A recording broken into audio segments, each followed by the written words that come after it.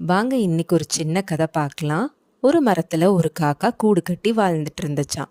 அதுக்கு மின்னற மாதிரியான பொருள் மேல ரொம்ப ஆசையாம். அதனால எங்க பார்த்தாலும் அந்த பொருளை கொஞ்சம் கொஞ்சமா எடுத்துட்டு வந்து சேகரித்து வச்சுட்டு இருந்துச்சாம் அதோட கூட்டுல. இரவு நேரத்துல அதோட கூடே ரொம்ப அழகா மின்னுமா, அவ்வளோ அழகா இருக்குமா. ஒரு நாள் என்னாச்சு, காத்து மழை இடி மின்னல் வரும்போது அந்த கூடுல நிறைய பொருள் இருந்ததுனால பாரம் தாங்காம அந்த கூடு கீழே விழுந்துருதாம். அதை சேகரித்து வச்ச எல்லா பொருளும் செதறி போய் விழுந்துருதாம். இந்த காக்கா சோகமா அழுதுட்டே உட்கார்ந்துருக்கு. அப்போ அங்கே ஒரு குருவியோட கூடு பார்க்குது. அந்த குருவியோட கூடு பத்திரமா அந்த மரத்துலேயே இருக்கு. ஏன்னா குருவி அதுக்கு தேவையானதை மட்டும்தான் அதோட கூட்டில் வச்சிருந்தது, மற்றதெல்லாம் அது வைக்கலை. அப்போ தான் காக்கா உணர்ந்துச்சான், நமக்கு என்ன தேவையோ அதை மட்டும்தான் நம்ம இந்த கூட்டில் வைக்கணும். தேவையில்லாததை நம்ம சேர்த்து வச்சதுனால தான் இன்னைக்கு எதுவுமே இல்லாமல் போயிடுச்சு அப்படின்னு உணர்ந்துதான்.